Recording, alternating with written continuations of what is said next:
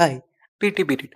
മറ്റേത് സബ്ജക്റ്റിനെക്കാട്ടി കൂടുതൽ നമുക്കിഷ്ടമുള്ള ആ പി.ടി പീരീഡിൽ വരുന്ന എൻ്റെ പി.ടി സാറിനെ കുറിച്ചാണ് സംസാരിക്കാൻ പോകുന്നത്. പി.ടി സാർ എന്ന് പറയുമ്പോൾ ഞാൻ എൻ്റെ ജീവിതത്തിൽ ചെറുപ്പം മുതൽ ഇതുവരെയുള്ള പ്ലസ് ടു വരെയുള്ള ഇതുവരെ എല്ലാവരെയും കുറിച്ച് സംസാരിക്കാം. എന്നപ്പോൾ വീട്ടിലോട്ട് പോകാം. ഇപ്പം നമ്മൾ പണ്ടോട്ട് പോയാൽ ബാക്കോട്ട് പോയാൽ 1ാം ക്ലാസ്സിലേക്ക് പോകാം. 1ാം ക്ലാസ് എനിക്ക് പിന്നെ ഓർമ്മയുള്ളത് LKG UKG ഒന്നും ഓർമ്മയില്ല. എന്നപ്പോൾ 1ാം ക്ലാസ്സിലത്തെ പി.ടി സാർ പറഞ്ഞാൽ ആരും ഇല്ലേനു. പി.ടി സാറെന്ന് പറയാനില്ലേനു. എന്ന് പറഞ്ഞാൽ എന്തേനു പി.ടി പീരീഡ് ഉണ്ടെങ്കിൽ ഏതെങ്കിലും ഒരു മിസ് പറയും കളിച്ചു, അങ്ങനെയായിരിക്കും മിസ്സുമാർ. അതപ്പോൾ എല്ലാവർക്കും അങ്ങനെയാണോ അറിയില്ല, എനിക്കങ്ങനെ തോന്നുന്നു. എനിക്കങ്ങനെ കുറച്ച് ഓർമ്മകൾ, പ്രത്യേകിച്ച് മിസ്സുമാരൊന്നും ഇല്ല എന്ന് തന്നെ എനിക്ക് തോന്നുന്നു. മിസ്സോ സാറുമാരും ഇല്ല അതിന് പറയാൻ, പി.ടി സാറിന് പറയാൻ. ഏതെങ്കിലും ഒരു മിസ് ഉണ്ടാവും, ആ മിസ് പറയും കളിച്ചു വന്നു, അപ്പോൾ കളിക്കുക തന്നെ. പിന്നെ 2ലോ 3ലോ എത്തിയപ്പോൾ ഒരു മിസ് പി.ടിക്ക് ആയി തന്നെ വന്നിരുന്നു, പി.ടി മിസ്സായി തന്നെ വന്നിരുന്നു. ആ മിസ്സിനെ കുറിച്ചുള്ള എനിക്ക് കുറച്ച് ഓർമ്മയുള്ളതെന്ന് പറഞ്ഞാൽ, ആ മിസ് നമ്മളെപ്പോഴും എക്സസൈസ് ചെയ്യിപ്പിക്കും. മറ്റേ കൈ പൊന്തിച്ച് താത്തി കളിക്കുന്ന എക്സസൈസ്, അത് കഴിഞ്ഞിട്ട് അതിന് കളിക്കാൻ വിടുക. എല്ലാവർക്കും ഇങ്ങനെയാണ് തന്നെ തോന്നുന്നത്. എക്സസൈസ് അതിന് ഫസ്റ്റ്, പിന്നെ അതിന് കളിക്കാൻ വിടല്. പിന്നെ വലുതായി പിന്നെ 4ലെത്തി. പിന്നെ 4ലെത്തിയപ്പോഴായിരുന്നു നമുക്കൊരു പി.ടി സാർ വന്നത്. ആ സാറിൻ്റെ കാര്യം പറഞ്ഞാൽ, അപ്പോൾ സാറിന് ഒരു പേര് കൊടുക്കുക പറഞ്ഞാൽ, സാറിൻ്റെ പേര് രതീഷ് എന്ന് വിളിക്കാം. എന്നപ്പോൾ രതീഷ് സാറിൻ്റെ പണി പറഞ്ഞാൽ എപ്പോഴും പെണ്ണുങ്ങളോട് സംസാരിക്കാം. നമ്മൾ എപ്പോൾ നോക്കുമ്പോഴും PH പീരീഡ് ഉണ്ടാവില്ലേ, അപ്പോൾ കുറച്ച് കഴിയുമ്പോൾക്ക് സാർ പെണ്ണുങ്ങളെടുത്തത് സംസാരിക്കും. കളിയാക്കല്ല, എന്നാലും എപ്പോഴും പെണ്ണുങ്ങളോട് അതിന് കൂടുതൽ സംസാരിച്ചിരിക്കുക. ആളൊരു പാവം സാറേനും. പക്ഷേ സാർ ചിലവരെ നമ്മൾ ബ്ലാക്ക് മെയിൽ ചെയ്യലുണ്ട്. എന്ന് പറഞ്ഞാൽ മഴയൊക്കെ ഉള്ള സീസൺ ആകുമ്പോൾ മഴ പെയ്യും, നിങ്ങൾക്ക് പി.ടി പീരീഡ് കിട്ടൂല. കാരണം അതപ്പോഴാണെങ്കിൽ ആ പീരീഡ് മഴ പെയ്യുകയും ചെയ്യും. ഒലിക്കുന്ന മഴ കാരണം വന്ന് പി.ടിക്ക് പോകാനും കഴിയില്ല. ആ മഴ കാരണം എത്രയോ പി.ടി പീരീഡ് പോവുകയും ചെയ്തിരിക്കണം. അങ്ങനെ വെറുതെ നമ്മൾ നോക്കിക്കും, അല്ലാണ്ട് എന്താക്കാനും മഴ ചെയ്യല്ലേ. എന്നപ്പോൾ പിന്നെ ഒക്കെ കഴിഞ്ഞ് പിന്നെ ഏഴാം ക്ലാസ്സിലൊക്കെ എത്തി, 7, 8 ആ സമയത്താണ് നമ്മളെ പുതിയ സാറ് വരുന്നത്.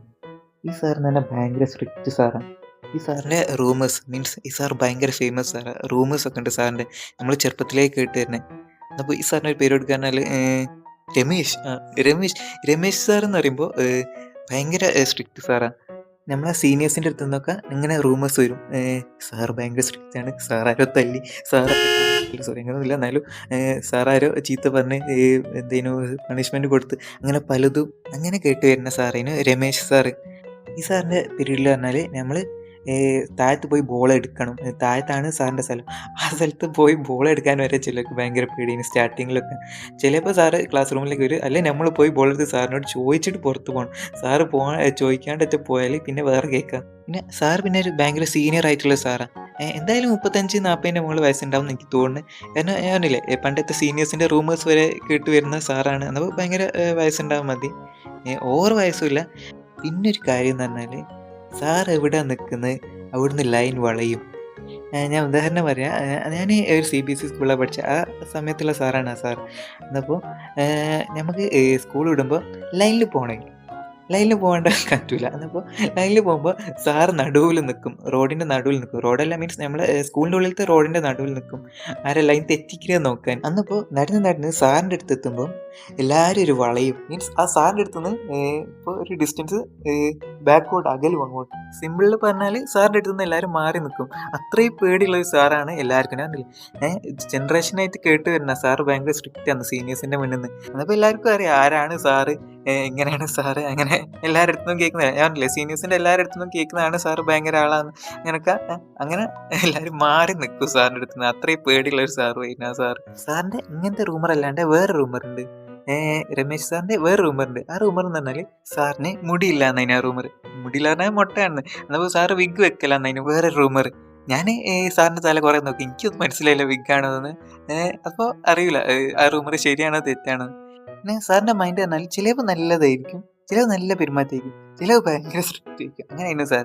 പിന്നെ ഒരു ദിവസം 10ാം ക്ലാസ്സിലാണ് തോന്നുന്നത്. ആ 10ാം ക്ലാസ്സിൽ നിന്ന് ഒരു ദിവസം സാർ ഒരു പീരീഡ് വന്ന്, എന്നിട്ട് നമുക്ക് ഭാഷണം തരാൻ തുടങ്ങി. ഭാഷണം എന്നാൽ നല്ല ഭാഷണം, സാറിൻ്റെ ജീവിതത്തിനെക്കുറിച്ചും ഇനി എന്താ നിങ്ങൾ ചെയ്യാൻ പോകുന്നത് അങ്ങനെ പലതുള്ള അങ്ങനെ കുറിച്ചുള്ള സാറ് നല്ലൊരു ക്ലാസ് എടുക്കാൻ തുടങ്ങി. അന്നപ്പോൾ അത് എല്ലാവരും സർപ്രൈസ് ആയൊരു മൂവ്മെൻ്റ് ആയിരുന്നു. എനിക്ക് തോന്നുന്നത് നമ്മളന്ന് 10ാം ക്ലാസ്സിലായിരുന്നു. അതിനെക്കൊണ്ട് നമ്മൾ എക്സാം എഴുതിയാൽ പിന്നെ വേറെ സ്കൂളിലേക്കൊക്കെ പോകല്ലേനു എല്ലാ കുട്ടികളും. വേറെ സ്കൂളിലൊക്കെ അങ്ങനെ പലതും എല്ലാവരും കുട്ടികൾ പോകല്ലേ, സയൻസ് കൊമേഴ്സ് അങ്ങനെയൊക്കെ എല്ലാ ഫീൽഡൊക്കെ തിരഞ്ഞെടുക്കാൻ പോകല്ലേ. അപ്പോൾ അതിന് വേണ്ടിയുള്ളൊരു ക്ലാസ് ആയിരുന്നു തോന്നുന്നത്.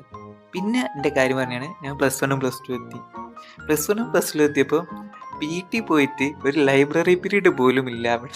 എന്നപ്പോൾ അതാരും പ്രതീക്ഷിച്ച് +1 +2 പോകണ്ട. എനിക്കറിയില്ല ചില സ്കൂളുകാർ കൊടുക്കുന്നുണ്ടോയെന്ന് PT ലൈബ്രറിയും.